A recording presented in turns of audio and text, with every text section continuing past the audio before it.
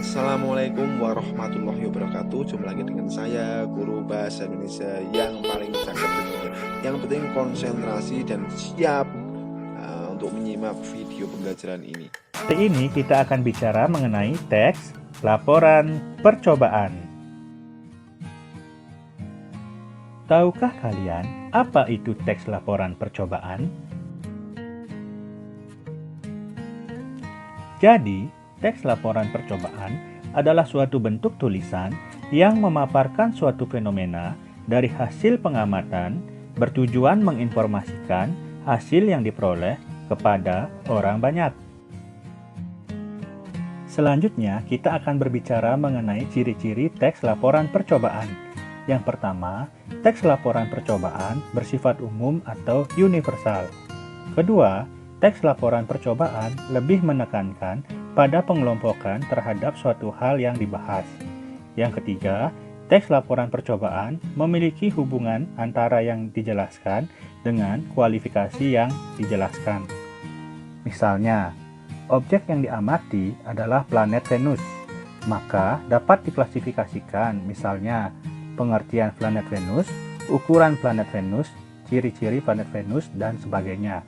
Begitupun dengan kelelawar, misalnya yang diklasifikasikan adalah jenis kelelawar, ciri fisiknya, dan kebiasaan hidupnya. Nantinya, bagian-bagian yang telah diklasifikasikan akan dijelaskan secara rinci sehingga menjadi sebuah teks laporan. Pembahasan selanjutnya adalah struktur teks laporan. Struktur teks laporan yang pertama adalah pernyataan umum.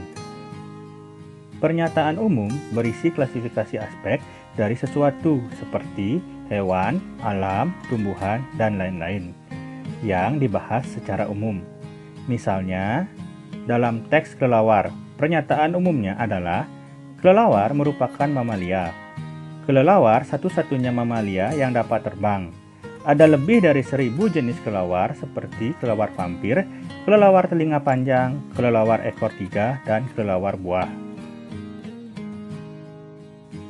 Struktur berikutnya adalah uraian. Uraian menggambarkan sesuatu yang dibahas secara rinci, bagian per bagian, kebiasaan atau kebutuhan hidup makhluk hidup, dan penggunaan bahan dan alat, perilaku alamiah, dan hal khusus. Misalnya, dalam teks kelelawar, uraian yang dibahas yang pertama misal dari segi penampilan. Kelelawar tampangnya mirip tikus. Saat terbang bersama, kelelawar seperti tikus terbang. Lalu, dibahas mengenai kebiasaan makan. Beberapa kelelawar makan darah, buah, ikan, dan kaktus. Lalu, dari kapasitas. Kelelawar dapat mendengar dari jarak 1 km. Mereka jenis nokturnal. Kelelawar melihat dengan pupil mereka. Oleh sebab itu, mereka membuka matanya lebar-lebar untuk melihat. Dilihat dari perkembangbiakan. Misalnya, kelelawar memiliki bayi. Kelelawar menyusui anaknya. Selama setahun, kelelawar memiliki 3 bayi. Selanjutnya, unsur-unsur kebahasaan. Yang pertama, aspek umum atau generik. Aspek yang memiliki makna dan cakupan pemakaian yang luas. Contohnya, kendaraan, mamalia, ikan air tawar. Kendaraan, kata khususnya motor, mobil, kereta. Mamalia, kata khususnya lumba-lumba dan paus. Ikan air tawar, kata khususnya lele, mujair, gurami.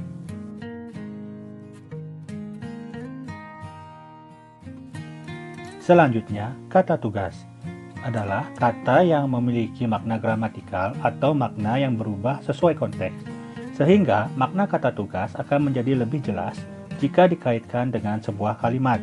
Contoh kata tugas, kata depan, di, ke, dari, pada, kata hubung, dan, atau, tetapi, kata sanda, si, sang, yang, partikel, lah, kah, tah, pun. Contoh dalam kalimat, xilem dan floem adalah sel tumbuhan.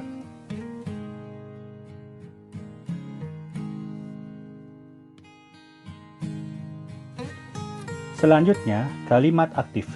Kalimat aktif adalah kalimat yang subjeknya melakukan perbuatan kepada objek. biasanya menggunakan kata kerja aktif. Contohnya, lari, tidur, renang, dan sebagainya, atau imbuhan, menasal, dan ber. Contoh, peneliti memasukkan zat asam ke daging.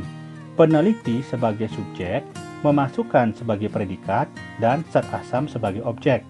Pada kalimat tersebut, peneliti yang merupakan subjek melakukan tindakan kepada zat asam yang merupakan objek. Selanjutnya, uraian kegiatan.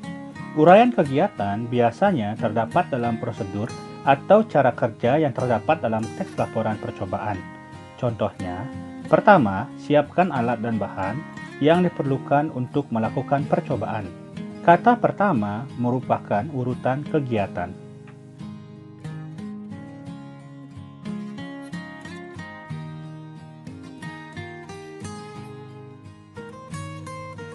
Berikutnya, kata benda. Kata benda adalah kata yang mengacu pada benda, manusia, binatang, konsep atau pengertian. Contoh, bahan baku, ketakutan, petinju, pengadilan, dan pikiran.